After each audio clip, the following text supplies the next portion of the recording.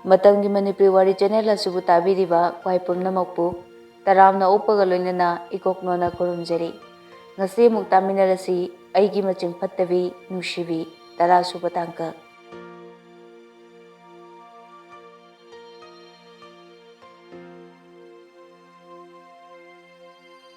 Wish you happy Valentine's Day to all guys.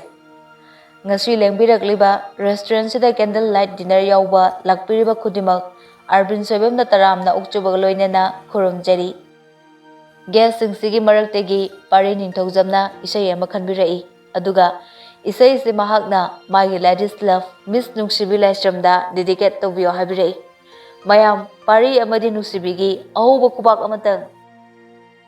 Nungshibi ngakpusu phawi ikaibana maidu ngaksangangi. Somdana stage mathaktegi singer Arbina isai sakpa horai. Lainadagi hena thotlabi nangi chimbal duna kari wahaibu phumliba laijadagi hena senglaba nangi misna duna kari pakhongbu challiba music ki gap leba tanjani singer Arbina pari amadi Nungshibibu stage ta kaushilai Miss Nungshibi amadi Mr. Pari anibu stage ta lengkhat pinaba kokshinjari Nungsibina sir kaiginu stage ta kaurishibo Aishu khangde kaino da hangurase as aidi yamna ikai ai yaurasidi kaimda khangano lao Nungshibiga pariga stage ta kakhalai aduga microphone da lauraga khanghaudana stage suda Nungsibida onsilaga khong nama kullaga namana sawi aduga harai aigi mechina nangbo ahanba ukiba mikuptudagi nangbu da uningba phauki ngasi su nangi khoithum laba khonjel tuda taning ba phauki thamoi sisu nangi wakal ta khallaga haraw ba phawi punchi supagi oina inakta lebiyo lamhen ba thamoi sibu nakhut chana warakpiyo I love you Nungshibi will you marry me wahi se hairaga back pocket tegi fresh red rose ama lawthoklaga Nungshibi da pi Nungshibidi parina adumna nungsina propose torakani haiba khallude haraubana pi takiva khangaude Nungshibi red rose to loksili aduga pariba hogotpi ngasi nangna yama mangda kok nonduna aibu ikai khumnabiba aibu nangna Nungshibiba punsi sida kanana su utkidre aibu pamjaba kaya nungsi phongdokkiba kaya yaukre adubu asumna aibu ikai khumnabibadi yaukide aibu thamoi sengna Nungsibibadi sir nang khaktane I love you too sir aina nangbu aigi punsi khongloi oina phangjabadi jangna sarga kabane laibuk phabade yes sir I will marry you pari amuka pocketegi khudop ama puthorai aduga Nungsibigi oithangba kuning thauda sijenbi hainei oithang makuning thauda kanagumba nungsinabina khudop sibasi thamoi yowi haina Arvin makhata na harai the most loving and romantic couple of the year Miss Nungshibi and Mr. Pari mayam makoini gi akan khubak amatang tilliba mayam du khubak hui Pari gi left side ki khutta Nungshibi na kolaga stage tagi kumlai phamliba mayam du moyani de yenglai Somdana pung taruk hela pauba Nungshibi halaktre haiduna tombisana ichal koida hobe lai hai ijan nache tonda phone to machobya cheton halaktribo halaktriye aidi pakhatpada yadre mi hoi toge ijan Nungshibi gi number da dial tawi hello cheton nang ka yorage oh ijan ai ngasi lakbo pharak ta do male kai gya as hangkre hayeng wari lige nangi sidi cheliba kai diro cheto machau bidi somda pakhatpada lore hoi he oh adu bora di fai ado machau bi amta paigi tombi sana ichandagi phone da loraga hello bema nangbu ta sengna chelabro Nungshibi ikairap tawi mamagi wahangduda nangna chenkro hai natro ha ꯇꯣꯝꯕꯤ ꯁꯅꯥꯗꯨ ꯃꯆꯥꯅ ꯑꯋꯣꯏꯕꯃꯛꯀꯤ ꯆꯦꯜꯂꯦ ꯍꯥꯏꯕꯗꯨꯗ ꯄꯨꯛꯅꯤꯡ ꯅꯨꯡꯁꯤꯔ ꯃꯥꯜꯂꯦ ꯀꯞꯂꯛꯏ꯫ ꯏꯃꯥꯒꯤ ꯏꯕꯦꯝꯃ, ꯑꯩꯗꯤ ꯀꯅꯥꯒ ꯈꯠꯅꯍꯧꯒꯅꯤ ꯅꯪꯅ ꯆꯦꯟꯈ꯭ꯔꯗꯤ? ꯍꯣ ꯏꯃꯥꯒꯤ ꯅꯨꯡꯁꯤꯕꯤ, ꯄꯥꯝꯃꯨꯕꯤ꯫ ꯅꯨꯡꯁꯤꯕꯤꯁꯨ ꯃꯃꯥꯅ ꯀꯞꯂꯛꯄꯗꯨꯗ ꯃꯄꯨꯛꯅꯤꯡ ꯅꯨꯡꯁꯤꯔ ꯃꯥꯜꯂꯦ ꯀꯞꯂꯛꯏ ꯑꯗꯨꯒ ꯍꯥꯏꯔꯛꯏ꯫ ꯏꯃꯥ, ꯅꯪꯅ ꯅꯨꯡꯉꯥꯏꯇ꯭ꯔꯒꯗꯤ ꯑꯩ ꯆꯦꯜꯂꯔꯣꯏꯒꯦ꯫ ꯁꯍꯔꯗ ꯊꯤꯟꯕꯤꯌꯨ ꯍꯥꯏꯔꯒ ꯊꯤꯜꯍꯜꯂꯛꯑꯒꯦ꯫ ꯅꯨꯡꯁꯤꯕꯤꯒꯤ ꯋꯥꯍꯩꯗꯨ ꯇꯥꯕꯗ ꯀꯞꯂꯝꯕ ꯇꯣꯝꯕꯤ ꯁꯅꯥ ꯆꯞ ꯂꯦꯞꯈꯤ ꯑꯗꯨꯒ ꯍꯥꯏꯔꯛꯏ꯫ ꯍꯩ, ꯌꯥꯗꯦ ꯌꯥꯗꯦ, ꯑꯗꯨꯝ ꯆꯦꯜꯂꯨ꯫ ꯑꯗꯨꯒ ꯑꯃꯨꯛ ꯀꯞꯂꯛꯏ꯫ ꯐꯔꯦ ꯐꯔꯦ, ꯐꯣꯟ ꯊꯝꯃꯒꯦꯀꯣ꯫ ꯍꯣꯏ ꯏꯃꯥ꯫ ꯁꯣꯝꯗꯅ ꯅꯨꯡꯁꯤꯕꯤꯅ ꯀꯞꯄꯒ ꯂꯩꯔꯝꯕꯗꯨꯗ ꯄꯥꯔꯤ ꯆꯪꯁꯤꯜꯂꯛꯂꯒ, ꯅꯨꯡꯁꯤꯕꯤ, ꯀꯩꯗꯧꯔꯒꯦ? ꯀꯩꯗꯧꯔꯒꯦꯕ ꯀꯞꯄꯗꯤ? ꯏꯃꯥꯅ ꯐꯣꯟ ꯇꯧꯔꯛꯑꯝꯕ ꯑꯗꯨꯅꯦ ꯄꯨꯛꯅꯤꯡ ꯅꯨꯡꯁꯤꯗꯅ ꯀꯞꯄꯤꯅꯦ ꯁꯥꯔ꯫ ꯉꯁꯤꯗꯩꯗꯤ ꯁꯥꯔ ꯀꯧꯕ ꯌꯥꯗ꯭ꯔꯦꯀꯣ꯫ ꯄꯥꯔꯤ ꯅꯨꯡꯁꯤꯕꯤꯒꯤ ꯃꯅꯥꯛꯇ ꯐꯝꯂꯛꯏ ꯑꯗꯨꯒ ꯅꯨꯡꯁꯤꯕꯤꯒꯤ ꯈꯨꯠꯇ ꯄꯥꯏꯔꯒ ꯍꯥꯏꯔꯛꯏ꯫ ꯇꯥꯃꯣꯆꯧ ꯀꯧꯋꯣ꯫ ꯏꯆꯟꯅꯨꯄꯤꯒ ꯏꯅꯥꯎꯅꯨꯄꯥꯒꯅꯁꯨ ꯇꯥꯃꯣꯆꯧ ꯀꯧꯋꯦ, ꯅꯪꯁꯨ ꯀꯧꯍꯟꯅꯤꯡꯉꯤ꯫ ꯁꯥꯔ ꯑꯗꯨꯝ ꯀꯧꯒꯦ꯫ ꯌꯥꯗꯦ꯫ ꯁꯥꯔ, ꯁꯣꯔꯤ꯫ ꯇꯥꯃꯣꯆꯧ, ꯇꯥꯃꯣꯆꯧꯅ ꯑꯩꯁꯦ ꯑꯍꯥꯟꯕ ꯑꯣꯏꯅ ꯀꯥꯏꯗ ꯎꯈꯤꯒꯦ? ꯃꯦꯖꯤꯛ ꯃꯅꯨꯡꯗ, ꯅꯣꯡꯃ ꯅꯪꯅ MUꯗꯒꯤ ꯌꯨꯝ ꯍꯟꯅꯕ ꯒꯥꯔꯤ ꯉꯥꯏꯔꯝꯕꯗꯣ ꯑꯗꯨꯗ꯫ ꯑꯩꯒ ꯐꯝꯐꯝ ꯆꯦꯟꯖ ꯇꯧꯅꯩꯗꯨꯗꯤ, ꯑꯗꯨꯗ ꯑꯍꯥꯟꯕ ꯎꯈꯤꯕꯅꯤ꯫ ꯅꯪꯕꯨ ꯑꯍꯥꯟꯕ ꯍꯦꯛ ꯎꯈꯤꯕ ꯃꯤꯀꯨꯞꯇꯨꯗ ꯁ꯭ꯋꯥꯏ ꯂꯥꯎꯈꯤ꯫ ꯃꯇꯝ ꯀꯨꯏꯅ ꯑꯀꯥꯎꯕꯒꯤ ꯂꯩꯔꯣꯟ ꯆꯟꯈ꯭ꯔꯕ ꯁꯨꯅꯔꯤꯕꯨ ꯅꯤꯡꯁꯤꯡꯂꯛꯈꯤ꯫ ꯀꯩꯒꯤꯅꯣ ꯍꯥꯏꯁꯦ? ꯁꯨꯅꯔꯤꯒ ꯅꯪꯒ ꯁ꯭ꯂꯥꯏꯠꯂꯤ ꯁꯤꯃꯤꯂꯔ ꯑꯣꯏ꯫ ꯐꯣꯇꯣ ꯌꯥꯎꯕ꯭ꯔꯣ? ꯑꯝꯇ ꯌꯦꯡꯒꯦ꯫ ꯄꯥꯔꯤ ꯃꯣꯕꯥꯏꯜꯒꯤ ꯂꯣꯛꯇꯣ ꯍꯥꯡꯇꯣꯛꯂꯒ ꯒꯦꯂꯔꯤꯗ ꯆꯪꯉꯒ ꯁꯨꯅꯔꯤꯒꯤ ꯊꯥꯏꯅꯒꯤ ꯐꯣꯇꯣꯗꯨ ꯌꯦꯡꯍꯜꯂꯤ꯫ ꯁꯤꯗꯤ ꯃꯁꯛ ꯌꯥꯝꯅ ꯐꯖꯩꯌꯦ꯫ ꯅꯪꯁꯨ ꯐꯖꯩ ꯁꯤꯗꯤ꯫ ꯅꯨꯃꯤꯠꯇꯣ ꯅꯪꯒ ꯋꯥꯔꯤ ꯌꯥꯝꯅ ꯁꯥꯟꯅꯅꯤꯡꯈꯤꯕꯅꯤ, ꯑꯗꯨꯕꯨ ꯀꯔꯤ ꯈꯟꯈꯤꯗꯒꯦ ꯈꯟꯕꯗ ꯉꯝꯈꯤꯗꯦ꯫ ꯅꯨꯃꯤꯠꯇꯣ ꯑꯩꯈꯣꯏ ꯊꯕꯛ ꯇꯧꯃꯤꯟꯅꯕ ꯏꯃꯥꯟꯅꯕ ꯑꯃꯒꯤ ꯃꯆꯥꯒꯤ ꯁ꯭ꯋꯦꯁꯇꯤ ꯆꯠꯂꯨꯕꯅꯦ ꯑꯌꯨꯛꯇ꯫ ꯑꯗ ꯂꯝꯕꯤꯗ ꯒꯥꯔꯤ ꯌꯥꯔꯛꯇꯕꯗꯒꯤ ꯂꯥꯏꯟꯗ ꯂꯥꯛꯈꯤꯕꯅꯤ꯫ ꯑꯗꯨꯏ ꯃꯇꯨꯡꯗ ꯑꯩꯅ ꯅꯣꯏ ꯃꯃꯥ ꯊꯤꯜꯂꯛꯄ꯫ ꯅꯨꯃꯤꯠꯇꯨꯁꯨ ꯕꯖꯥꯔꯗ ꯏꯆꯟꯒ ꯅꯪꯒ ꯑꯩꯅ ꯎꯈꯤ꯫ ꯑꯗꯩꯗꯤ ꯅꯪ ꯑꯗꯨꯝ ꯊꯤꯕ ꯐꯪꯈꯤꯗ꯭ꯔꯦ, ꯃꯤꯁꯨ ꯌꯥꯝꯅ ꯆꯤꯜꯂꯦ ꯅꯨꯃꯤꯠꯇꯣ꯫ ꯑꯗꯩꯗꯤ ꯊꯣꯛꯂꯛꯄꯗ ꯅꯣꯏ ꯃꯃꯥꯒ ꯊꯦꯡꯅꯔꯒ ꯌꯨꯝꯗ ꯊꯤꯟꯕꯤꯔꯝꯕꯅꯤ꯫ ꯑꯗꯨꯏ ꯃꯇꯨꯡꯗꯗꯤ ꯑꯩ ꯁꯨꯇꯤ ꯂꯣꯏꯔꯗꯨꯅ ꯆꯪꯉꯦ꯫ ꯑꯗꯩꯗꯤ ꯅꯕꯦꯝꯕꯔ ꯊꯥꯗ ꯇ꯭ꯔꯥꯟꯁꯐꯔ ꯂꯥꯛꯑꯦ ꯁꯤꯗ꯫ ꯑꯗꯨꯒ ꯅꯣꯏ ꯂꯩꯁꯥꯕꯤ ꯃꯌꯥꯝ ꯊꯥꯕꯜꯒꯤ ꯗꯣꯅꯦꯁꯟ ꯂꯥꯛꯄ ꯅꯨꯃꯤꯠꯇꯣ, ꯑꯗꯨꯗ ꯅꯪꯒ ꯑꯩꯒ ꯊꯦꯡꯖꯤꯟꯅꯗ꯭ꯔꯥ? ꯅꯪ ꯎꯕ ꯃꯤꯀꯨꯞꯇꯨꯗ ꯁ꯭ꯋꯥꯏ ꯂꯥꯎꯈꯤ ꯑꯩ, ꯍꯔꯥꯎꯕꯗ ꯍꯥꯏꯐꯝ ꯈꯪꯈꯤꯗꯦ꯫ ꯅꯨꯃꯤꯠꯇꯨꯗ ꯆꯤꯌꯣ ꯂꯩꯅ ꯂꯩꯅ ꯅꯪꯒꯤ ꯅꯝꯕꯔ ꯂꯧꯕ ꯌꯥꯅꯕ ꯑꯩꯅ ꯂꯩꯇꯦ ꯍꯥꯏꯖꯤꯟꯈꯤꯕꯅꯤ꯫ ꯑꯁꯦꯡꯕꯒꯤ? ꯅꯨꯡꯁꯤꯕꯤ ꯄꯥꯔꯤꯒꯤ ꯂꯦꯡꯕꯥꯟꯗ ꯇꯞꯅ ꯉꯥꯊꯔꯛꯏ꯫ ꯇꯥꯃꯣꯆꯧ, ꯍꯥꯎ? ꯅꯪ ꯑꯩꯕꯨ ꯀꯌꯥꯝ ꯅꯨꯡꯁꯤ? ꯅꯨꯡꯁꯤꯕꯁꯦ ꯁꯤꯅꯤ ꯍꯥꯏꯗꯨꯅ ꯎꯠꯄ ꯉꯝꯅꯕ ꯈꯨꯠꯂꯥꯏ ꯂꯩꯔꯕꯗꯤ ꯃꯗꯨꯗ ꯑꯣꯟꯕꯗ ꯈꯪꯒꯗꯕꯅꯤ꯫ ꯄꯥꯔꯤ ꯅꯨꯡꯁꯤꯕꯤꯒꯤ ꯂꯥꯏꯕꯛꯇ ꯅꯨꯡꯁꯤꯅ ꯆꯨꯞꯄꯤ꯫ ꯅꯨꯡꯁꯤꯕꯤꯁꯨ ꯄꯥꯔꯤꯗ ꯇꯞꯅ ꯀꯣꯟꯁꯤꯜꯂꯤ꯫ ꯅꯨꯡꯁꯤꯕꯤꯅ ꯏꯐꯝꯗ ꯑꯩꯕꯨ ꯅꯨꯡꯁꯤ ꯍꯥꯏꯔꯛꯈꯤꯕ ꯃꯁꯤꯡ ꯌꯥꯝꯃꯤ, ꯄꯥꯝꯖꯩ ꯐꯣꯡꯗꯣꯛꯈꯤꯕꯁꯨ ꯀꯌꯥꯅꯤ, ꯑꯗꯨꯕꯨ ꯑꯩꯅ ꯅꯣꯡꯃꯇ ꯈꯟꯖꯤꯜꯂꯨꯗꯦ ꯉꯁꯤꯗꯤ ꯇꯥꯃꯣꯆꯧꯅ ꯑꯩꯕꯨ ꯃꯤꯌꯥꯝ ꯃꯃꯥꯡꯗ ꯏꯀꯥꯏ ꯈꯨꯝꯅꯕꯒ ꯂꯣꯏꯅꯅ ꯅꯨꯡꯁꯤ ꯍꯥꯏꯅ ꯐꯣꯡꯗꯣꯛꯄꯤꯕ꯫ ꯊꯃꯣꯏꯁꯤꯅ ꯑꯗꯨꯛꯀꯤ ꯃꯇꯤꯛ ꯄꯦꯟꯖꯩ꯫ ꯑꯩꯁꯨ ꯇꯥꯃꯣꯆꯧꯕꯨ ꯊꯃꯣꯏ ꯁꯦꯡꯅ ꯅꯨꯡꯁꯤꯌꯦ꯫ ꯄꯥꯔꯤ ꯅꯨꯡꯁꯤꯕꯤꯗ ꯅꯣꯛꯐꯦꯠ ꯇꯧꯅ ꯌꯦꯡꯉꯤ꯫ ꯅꯨꯡꯁꯤꯕꯤꯗꯤ ꯏꯀꯥꯏꯕꯅ ꯃꯤꯆꯥꯟꯅꯕ ꯉꯝꯗꯦ ꯄꯥꯔꯤꯒ꯫ ꯄꯥꯔꯤꯅ ꯑꯩꯉꯣꯟꯗ ꯌꯦꯡꯂꯛꯑꯣ ꯅꯨꯡꯁꯤꯕꯤ꯫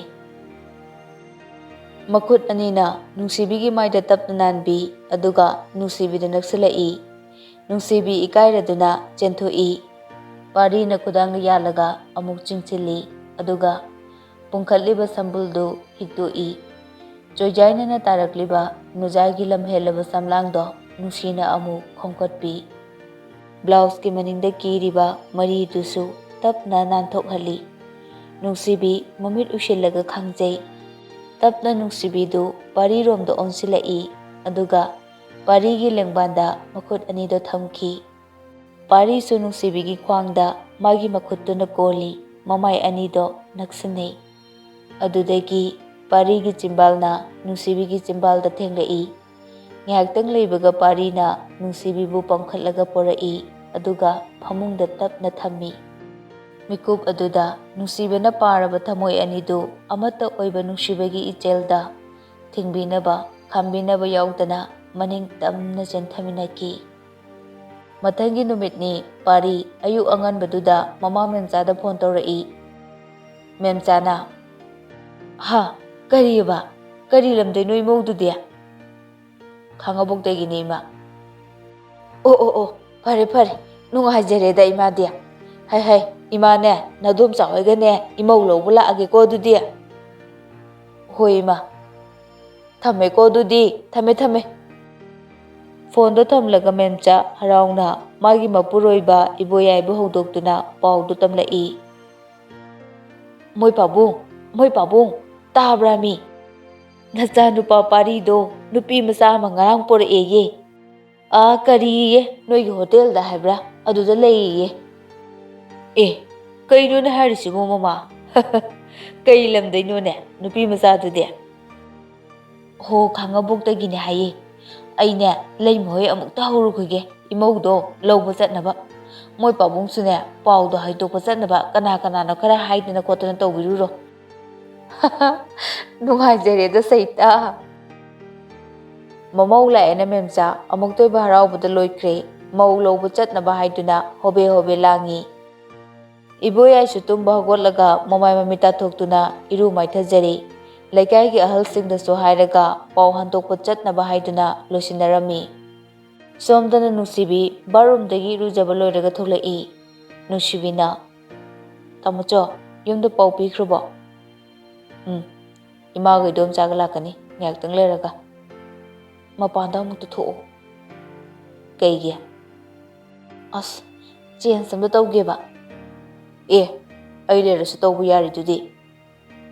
Yadabagine. Pari Nungsibigi manakta nakshilai.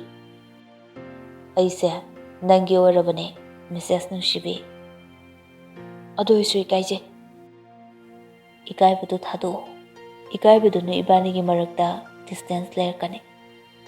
Ado orasu ngasidi please. Talle. As tho omida mucha. Talle haraga. Nang chatlumina. Nungsibi Paribu kadagi mapanda ngaktang thuu haiduna illi adugadi mana tongliba sandaldu ising chotpana maram oiraga slip chattuna nanturai. Aduga Parigi mathakta tasili Pariga moi ani pulap floor da tai. Nungsibi ikairaduna hagotke tawi Parina amuka konsili aduga magi chimbalduna Nungsibigi chimbalda nungsina chuppi. Somdana Parigi mapa iboyai lekaigi ahal kharaga Nungsibigi yum thiduna pau haidokpa lai. Nupa macha dubu kari honarige. Indian Army ne Major ne. Yamna fai. Aigisu icha nupido handak ML loigadabani. Horen mamdringaida hek thinbiro. Hoi nganna yoroknaba honajage. Lamsu yamna lapadi natte.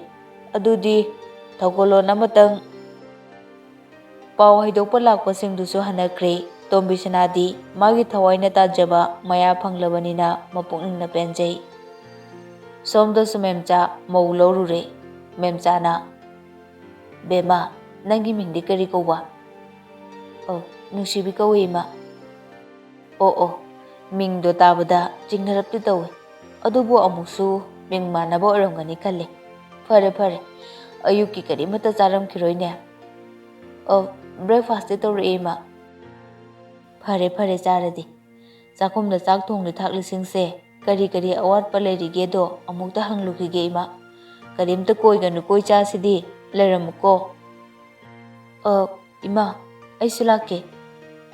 Yade. Akhoi achogo nupi chelena wa launarabane. Aduna hojik yumlon kairon naba angangdagi ahaldagi nang yengba loina lakadoribani. Aduna ne sida potharaga leyu.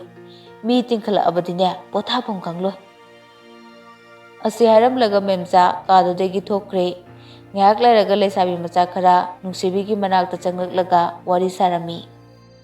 ꯃꯦꯝꯆꯥꯁꯨ ꯆꯥꯛꯈꯨꯝꯗ ꯆꯥꯛ ꯏꯟꯁꯥꯡ ꯊꯣꯡꯂꯤꯕꯗꯨ ꯑꯋꯥꯠ ꯑꯄꯥ ꯍꯪꯂꯝꯂꯒ ꯍꯣꯔꯦꯟ ꯅꯨꯄꯤ ꯊꯤꯟꯕ ꯆꯠꯄꯗ ꯄꯨꯅꯕ ꯄꯣꯠ ꯆꯩ ꯑꯆꯥꯄꯣꯠꯁꯤꯡꯗꯨ ꯂꯥꯡꯅꯕ ꯂꯩꯀꯥꯏꯒꯤ ꯌꯨꯝꯂꯣꯟꯅꯕ ꯑꯍꯜ ꯈꯔꯒ ꯑꯃꯨꯛ ꯇꯥꯟꯅꯩ꯫ ꯃꯕꯨꯡ ꯅꯨꯄꯤ ꯆꯦꯟꯕꯒꯤ ꯄꯥꯎ ꯇꯥꯔꯗꯨꯅ ꯄꯥꯔꯤꯒꯤ ꯃꯆꯟ ꯄꯥꯟꯊꯣꯏꯁꯨ ꯏꯃꯨꯡ ꯃꯅꯨꯡ ꯂꯣꯏꯁꯤꯟꯕ ꯌꯥꯕ ꯊꯕꯛ ꯂꯣꯏꯁꯤꯜꯂꯝꯂꯒ ꯃꯄꯥꯝꯗ ꯌꯧꯔꯛꯈꯤ꯫ ꯌꯧꯔꯛꯄꯒ ꯅꯨꯡꯁꯤꯕꯤꯒꯤ ꯃꯅꯥꯛꯇ ꯍꯥꯟꯅ ꯍꯦꯛꯇ ꯆꯪꯉꯤ, ꯋꯥꯔꯤꯁꯨ ꯑꯗꯨꯝ ꯅꯨꯡꯉꯥꯏ꯫ ꯄꯥꯎ ꯍꯩꯗꯣꯛꯄ ꯆꯠꯂꯨꯕꯁꯤꯡꯗꯨꯁꯨ ꯍꯜꯂꯛꯂꯗꯨꯅ ꯃꯌꯥꯝ ꯄꯨꯟꯅ ꯆꯥꯛ ꯆꯥꯃꯤꯟꯅꯔꯦ꯫ ꯅꯨꯡꯁꯤꯕꯤ ꯋꯥꯏꯔꯝ ꯂꯣꯏꯁꯤꯜꯂꯤꯉꯩꯗ ꯃꯦꯝꯆꯥ ꯆꯪꯂꯛꯏ꯫ "ꯕꯦꯝꯃ, ꯌꯥꯝ ꯇꯩꯔꯨꯔꯅꯨ, ꯏꯃꯧ ꯋꯥꯅꯕꯅꯦ. ꯌꯦꯡꯉꯨꯍꯦ, ꯉꯁꯤ ꯊꯤꯜꯂꯛꯑꯣ ꯍꯥꯏ꯫ ꯑꯗꯨꯅ ꯏꯃꯥꯁꯨ ꯅꯗꯣꯝꯆꯥꯒ ꯍꯣꯔꯦꯟ ꯄꯨꯅꯕ ꯄꯣꯠ ꯆꯩ ꯈꯔ ꯂꯩꯔꯨꯈꯤꯒꯦ꯫ ꯏꯆꯥꯕꯨ ꯀꯔꯤ ꯃꯆꯨꯅ ꯏꯄꯥꯝ ꯄꯥꯝꯒꯦ?" "ꯏꯃꯥꯅ ꯐꯖꯩꯌꯦꯅ ꯈꯟꯕꯗꯣ ꯑꯩꯒꯤꯁꯨ ꯑꯄꯥꯝꯕꯅꯦ ꯏꯃꯥ." "ꯍꯣ ꯐꯔꯦ ꯐꯔꯦ, ꯑꯗꯨꯗꯤ ꯏꯃꯥ ꯀꯩꯊꯦꯜ ꯆꯠꯂꯨꯈꯤꯒꯦꯀꯣ, ꯅꯪꯁꯨ ꯉꯥꯏꯍꯥꯛꯇꯪ ꯄꯣꯊꯥꯖꯔꯨꯔꯣ." "ꯍꯣꯏ ꯏꯃꯥ." ꯏꯃꯨꯡꯗꯨꯗ ꯇꯤꯜꯂꯝꯕ ꯃꯤꯁꯤꯡꯗꯨꯁꯨ ꯇꯞꯅ ꯇꯞꯅ ꯆꯠꯅꯈ꯭ꯔꯦ꯫ ꯃꯦꯝꯆꯥꯁꯨ ꯀꯩꯊꯦꯜ ꯊꯣꯛꯈ꯭ꯔꯦ꯫ ꯏꯕꯣꯌꯥꯏꯁꯨ ꯃꯧ ꯊꯤꯟꯕ ꯌꯥꯎꯒꯗꯕ ꯃꯤ ꯍꯥꯏꯕ ꯆꯠꯈ꯭ꯔꯦ꯫ ꯌꯨꯝꯗꯨꯗ ꯂꯩꯍꯧꯔꯤꯕꯁꯤ ꯄꯥꯔꯤꯒ ꯅꯨꯡꯁꯤꯕꯤꯒ ꯄꯥꯟꯊꯣꯏꯒꯅꯤ꯫ ꯄꯥꯟꯊꯣꯏꯅ, "ꯏꯅꯝꯃ, ꯁꯤꯗꯩꯗꯤ ꯑꯩ ꯑꯗꯨꯝ ꯂꯣꯏꯁꯤꯜꯂꯒꯦ ꯌꯥꯔꯅꯤ. ꯏꯅꯝꯃ ꯉꯥꯏꯍꯥꯛ ꯄꯣꯊꯥꯔꯨꯔꯣ, ꯃꯤ ꯆꯤꯛꯂꯤꯉꯩꯁꯤꯗ." "ꯌꯥꯅꯤꯌꯦ, ꯑꯗꯨꯝ ꯂꯣꯏꯁꯤꯟꯃꯤꯟꯅꯁꯦ." "ꯏꯅꯝꯃ, ꯌꯥꯔꯦ ꯍꯥꯏꯕ." "ꯐꯔꯦ ꯐꯔꯦ, ꯑꯗꯨꯗꯤ ꯏꯅꯝꯃ ꯁꯤꯗ ꯉꯥꯏꯍꯥꯛꯇꯪ ꯐꯝꯃꯨꯀꯣ, ꯑꯩ ꯆꯥꯛꯈꯨꯝꯁꯦ ꯍꯥꯏꯐꯦꯠꯇꯪ ꯅꯥꯟꯊꯣꯛꯀꯦꯕ, ꯑꯗꯨꯒ ꯈꯣꯡ ꯈꯨꯠꯁꯦ ꯆꯥꯝꯊꯣꯛꯂꯨꯁꯦ, ꯌꯥꯏꯀꯣ ꯏꯅꯝꯃ?" ꯄꯥꯟꯊꯣꯏꯅ ꯍꯥꯏꯃꯟꯕꯗꯒꯤ ꯅꯨꯡꯁꯤꯕꯤ ꯐꯝꯃꯒ ꯉꯥꯏꯕꯗ ꯇꯥꯈꯤ꯫ ꯄꯥꯟꯊꯣꯏꯅ ꯂꯣꯏꯕꯒ ꯃꯈꯣꯏ ꯑꯅꯤ ꯃꯈꯣꯡ ꯃꯈꯨꯠ ꯆꯥꯝꯊꯣꯛꯂꯦ ꯍꯥꯏꯔꯒ ꯄꯥꯔꯤꯒꯤ ꯀꯥꯔꯣꯝꯗ ꯂꯥꯛꯏ꯫ "ꯏꯅꯝꯃ, ꯅꯪ ꯆꯪꯉꯝꯃꯣ, ꯑꯩ ꯀꯩꯅꯣꯝꯃ ꯀꯥꯎꯔꯝꯃꯦ, ꯑꯝꯇ ꯂꯧꯔꯨꯈꯤꯒꯦ." ꯑꯁꯤ ꯍꯥꯏꯔꯒ ꯄꯥꯟꯊꯣꯏ ꯃꯄꯥꯟꯂꯣꯝꯗ ꯄ꯭ꯔꯞ ꯊꯣꯛꯈꯤ꯫ ꯅꯨꯡꯁꯤꯕꯤꯁꯨ ꯇꯜꯂꯤ ꯇꯜꯂꯤ ꯀꯥꯔꯣꯝꯗ ꯆꯪꯂꯛꯏ꯫ ꯊꯣꯡ ꯍꯦꯛ ꯀꯥꯟꯁꯤꯟꯕꯒ ꯄꯥꯔꯤꯅ ꯐꯃꯨꯡꯗ ꯍꯤꯞꯂꯒ ꯂꯩꯔꯝꯕꯗꯨꯗ ꯐꯠ ꯊꯣꯛꯂꯛꯂꯒ ꯊꯣꯡꯖꯤꯜ ꯃꯄꯥꯟꯗꯨꯗ ꯂꯦꯞꯂꯒ ꯇꯧꯐꯝ ꯈꯪꯗꯅ ꯂꯩ꯫ ꯄꯥꯔꯤꯁꯨ ꯃꯥꯒꯤ ꯐꯃꯨꯡꯗ ꯍꯤꯞꯄꯒ ꯅꯨꯡꯁꯤꯕꯤ ꯆꯪꯂꯛꯄ ꯉꯥꯏꯔꯒ ꯂꯩ꯫ ꯆꯪꯂꯛꯃꯟꯗꯕꯗꯨꯗ ꯀꯩꯗꯧꯔꯕꯅꯣ ꯈꯟꯗꯨꯅ ꯌꯦꯡꯕ ꯊꯣꯛꯂꯛꯏ ꯀꯥꯗꯒꯤ꯫ ꯅꯨꯡꯁꯤꯕꯤꯅ ꯊꯣꯡꯖꯤꯜ ꯃꯄꯥꯜꯗꯨꯗ ꯇꯨꯃꯤꯟꯅ ꯂꯦꯞꯄꯒ ꯂꯩꯔꯝꯕꯗꯨ ꯊꯦꯡꯅꯔꯨꯔꯦ꯫ ꯄꯥꯔꯤꯅ, "ꯑꯦ, ꯅꯪꯗꯤ ꯁꯤꯗ ꯀꯩꯗꯧꯔꯤꯕ?" "ꯆꯪꯂꯛꯄ ꯏꯀꯥꯏꯕꯒꯤ." "ꯑꯦ, ꯏꯀꯥꯏ ꯀꯥꯏꯅ, ꯂꯥꯛꯑꯣ ꯆꯪꯉꯛꯑꯣ." ꯄꯥꯔꯤꯅ ꯅꯨꯡꯁꯤꯕꯤꯒꯤ ꯈꯨꯗꯥꯡ ꯄꯥꯏꯔꯒ ꯆꯤꯡꯁꯤꯜꯂꯤ, ꯑꯗꯨꯒ ꯄꯝꯈꯠꯂꯤ꯫ ꯅꯨꯡꯁꯤꯕꯤꯅ, "ꯑꯁ, ꯇꯥꯃꯣꯆꯣ, ꯀꯩꯅꯣ ꯇꯧꯏꯗꯨꯕꯣ? ꯁꯦ, ꯊꯥꯗꯧ ꯍꯥꯏꯕꯅꯤ, ꯁꯦ, ꯊꯥꯗꯧ ꯍꯥꯏꯕꯅꯤ ꯇꯥꯃꯣꯆꯣ, ꯃꯤ ꯂꯥꯛꯑꯗꯤ ꯏꯀꯥꯏ ꯍꯥꯏꯕ." "ꯊꯥꯗꯔꯣꯏ, ꯑꯗꯨꯝ ꯄꯝꯒꯅꯤ." "ꯑꯁ, ꯇꯥꯃꯣꯆꯣ, ꯄꯥꯟꯊꯣꯏꯗꯣ ꯃꯄꯥꯟꯗ ꯄꯣꯠ ꯂꯧꯔꯨꯒꯦꯅ ꯆꯠꯈꯤꯕꯅꯦꯕ. ꯑꯁ, ꯃꯥ ꯆꯪꯂꯛꯑꯗꯤ ꯑꯃꯨꯛ ꯆꯣꯞꯀꯅꯤ ꯍꯥꯏꯕ." "ꯀꯩꯁꯨ ꯆꯪꯉꯛꯑꯣꯏ, ꯑꯩꯈꯣꯏ ꯑꯅꯤ ꯋꯥꯔꯤ ꯁꯥꯟꯅꯅꯕ ꯆꯥꯟꯁ ꯄꯤꯔꯤꯅꯦ ꯈꯪꯉꯕꯣ, ꯑꯄꯪꯖꯥꯎ." "ꯏꯁ, ꯌꯥꯝ ꯈꯪꯉꯦꯗ." ꯄꯥꯔꯤ ꯅꯨꯡꯁꯤꯕꯤꯕꯨ ꯃꯥꯒꯤ ꯐꯃꯨꯡꯗ ꯇꯞꯅ ꯊꯝꯃꯤ, ꯑꯗꯨꯒ ꯃꯅꯥꯛꯇ ꯐꯝꯂꯛꯏ꯫ "ꯑꯁ, ꯑꯗꯨꯃꯥꯏꯅ ꯌꯦꯡꯉꯛꯀꯅꯨ, ꯏꯀꯥꯏꯌꯦ." "ꯌꯥꯝ ꯏꯀꯥꯏꯕ꯭ꯔꯣ? ꯑꯗꯨꯗꯤ ꯌꯦꯡꯒꯦ." "ꯇꯥꯃꯣꯆꯧꯁꯤꯗꯤ." ꯅꯨꯡꯁꯤꯕꯤ ꯄꯥꯔꯤꯗ ꯇꯞꯅ ꯉꯥꯊꯔꯛꯏ꯫ "ꯇꯥꯃꯣꯆꯣ, ꯉꯁꯤ ꯊꯤꯟꯈ꯭ꯔꯅꯤꯀꯣ ꯑꯩ." "ꯂꯨꯍꯣꯡꯕ ꯍꯌꯦꯡꯅꯦ ꯍꯥꯏꯕ ꯅꯨꯃꯤꯠꯇꯨꯗ ꯊꯤꯟꯕꯗꯤ ꯌꯥꯗꯕꯖꯥꯠꯂꯣ? ꯑꯩꯁꯨ ꯅꯪꯕꯨ ꯌꯥꯝ ꯆꯠꯍꯟꯅꯤꯡꯗ꯭ꯔꯦ." ꯄꯨꯡ 4ꯃꯨꯛꯀꯤ ꯃꯇꯨꯡꯗꯅꯤ ꯃꯌꯥꯝ ꯆꯥꯛ ꯏꯁꯤꯡ ꯆꯥꯕ ꯂꯣꯏꯅꯔꯦ꯫ ꯅꯨꯡꯁꯤꯕꯤ ꯃꯌꯨꯝꯗ ꯆꯠꯅꯕ ꯗ꯭ꯔꯦꯁ ꯑꯞ ꯇꯧꯏ꯫ "ꯕꯦꯝꯃ, ꯅꯨꯡꯁꯤꯕꯤ, ꯂꯣꯏꯁꯤꯜꯂꯣꯅꯦ, ꯃꯤ ꯂꯥꯛꯅꯔꯦ. ꯈꯔ ꯉꯟꯅ ꯆꯠꯅꯕ ꯇꯧꯁꯤ, ꯊꯦꯡꯕ ꯍꯧꯅꯗꯦꯀꯣ." "ꯑꯧ ꯏꯃꯥ." ꯅꯨꯡꯁꯤꯕꯤ ꯗ꯭ꯔꯦꯁ ꯑꯞ ꯇꯧꯕ ꯂꯣꯏꯕꯒ ꯃꯅꯦꯝꯒꯤ ꯃꯅꯥꯛꯇ ꯆꯪꯂꯛꯏ꯫ "ꯏꯃꯥ, ꯂꯣꯏꯔꯦ." "ꯏꯕꯨꯡꯉꯣꯗ ꯆꯠꯂꯒꯦ ꯍꯥꯏꯔꯝꯂꯕ꯭ꯔꯣ?" "ꯍꯥꯏꯔꯝꯗ꯭ꯔꯤꯌꯦ." "ꯍꯥꯏꯔꯝꯃꯣ, ꯑꯗꯨꯒ ꯐꯠ ꯊꯣꯛꯂꯛꯑꯣ." "ꯍꯣꯏ ꯏꯃꯥ." ꯄꯥꯔꯤꯁꯨ ꯅꯨꯡꯁꯤꯕꯤ ꯆꯪꯂꯛꯄ ꯉꯥꯏꯔꯒ ꯂꯩꯔꯝꯃꯤ ꯀꯥꯗ꯫ "ꯇꯥꯃꯣꯆꯣ, ꯆꯠꯂꯨꯈꯤꯒꯦ." ꯅꯨꯡꯁꯤꯕꯤ ꯄꯥꯔꯤꯗ ꯈꯨꯔꯨꯝꯃꯤ꯫ "ꯌꯥꯔꯦ, ꯍꯧꯒꯠꯂꯣ, ꯅꯥꯕ ꯌꯥꯗꯦꯀꯣ. ꯁꯦ, ꯁꯤꯅ ꯅꯪꯒꯤ ꯂꯩꯅꯕ ꯀꯩꯅꯣꯝꯃ ꯂꯩꯖꯧ." ꯄꯥꯔꯤ ꯂꯨꯄꯥ 10,000 ꯂꯧꯊꯣꯛꯂꯒ ꯄꯤ꯫ "ꯌꯥꯝꯃꯜꯂꯦ ꯁꯤꯗꯤ." "ꯑꯗꯨ ꯑꯣꯏꯔꯁꯨ ꯂꯧꯁꯤꯜꯂꯣ." "ꯆꯠꯂꯒꯦꯀꯣ." "ꯉꯥꯏꯈꯣ, "ꯀꯩ ꯍꯥꯏꯒꯦ ꯍꯥꯏꯕꯅꯣ?" "ꯀꯩꯅꯣꯝꯃ ꯀꯥꯎꯔꯝꯃꯦ." "ꯑꯩꯗꯤ ꯀꯩꯝꯇ ꯀꯥꯎꯗꯤꯌꯦ."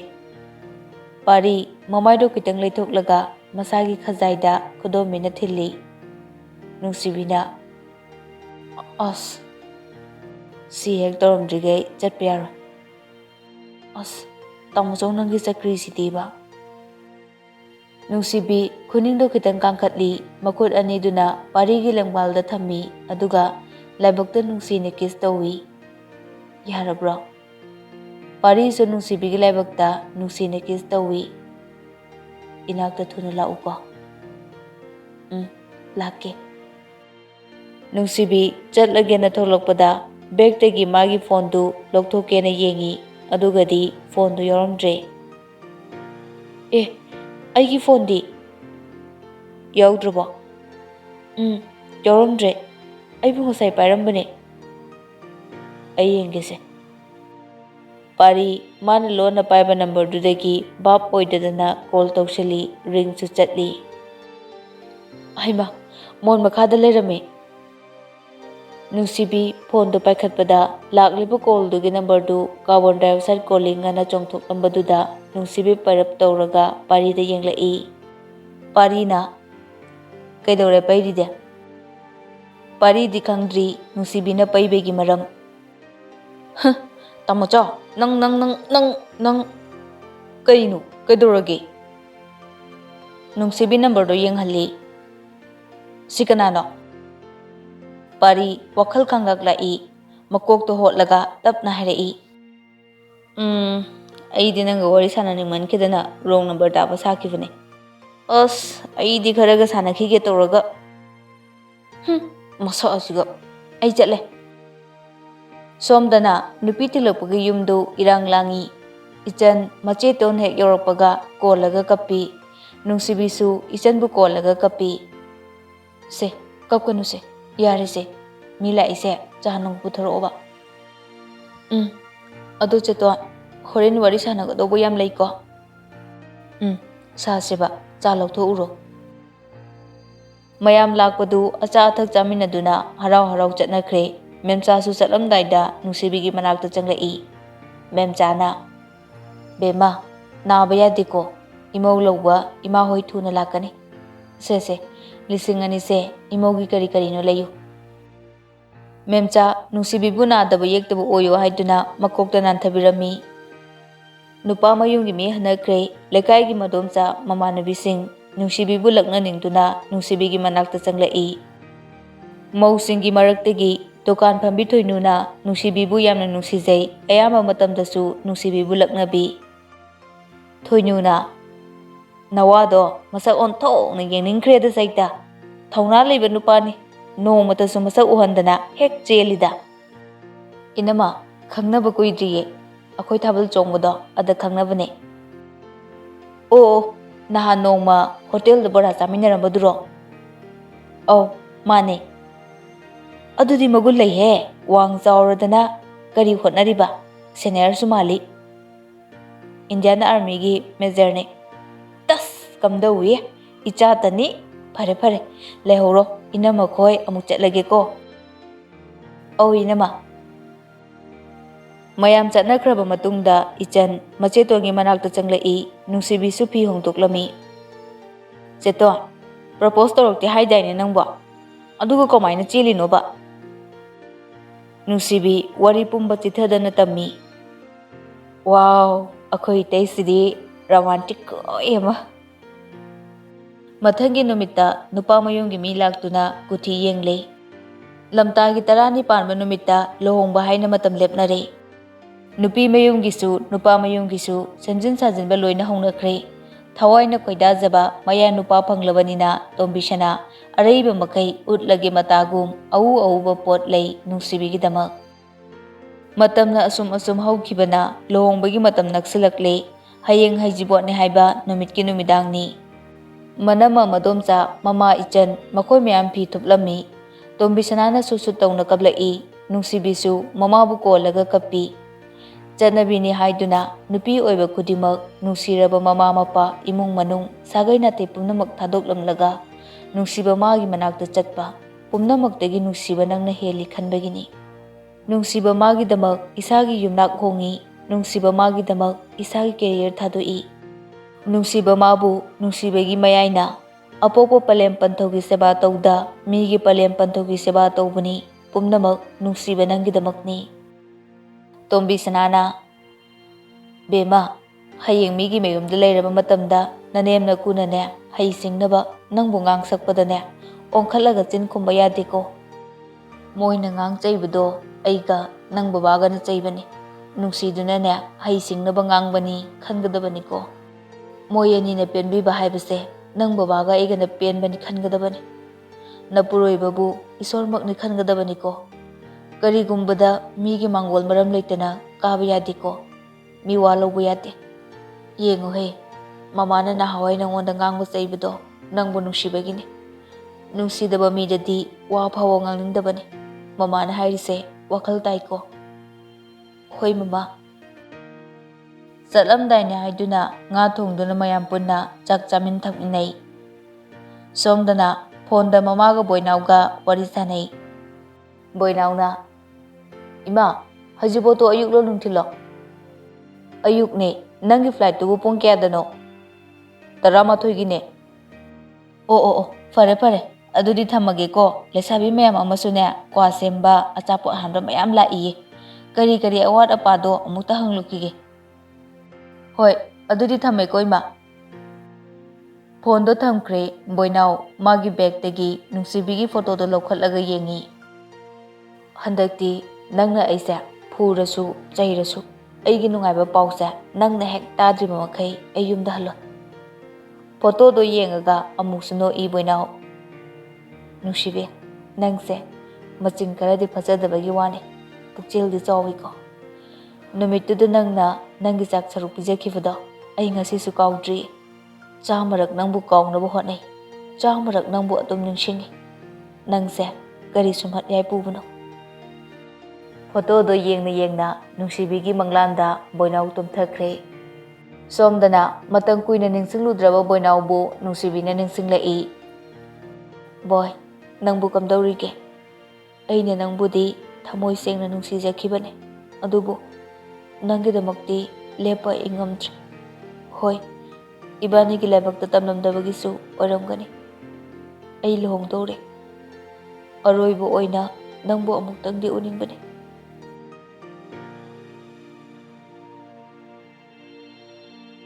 ꯃꯇꯥꯡ ꯑꯁꯤꯗ ꯋꯥꯔꯤ ꯑꯁꯤꯕꯨ ꯊꯋꯥꯏ ꯌꯥꯎꯅ ꯇꯥꯃꯤꯟꯅꯔꯤꯕ ꯏꯆꯤꯜ ꯏꯅꯥꯎꯁꯤꯡꯗꯒꯤ ꯀꯥꯏꯅꯅꯕ ꯌꯥꯊꯪ ꯂꯧꯖꯔꯤ ꯃꯈꯥ ꯇꯥꯕ ꯁꯔꯨꯛ ꯍꯌꯦꯡ ꯄꯨꯟꯅ ꯇꯥꯃꯤꯟꯅꯔꯁꯤ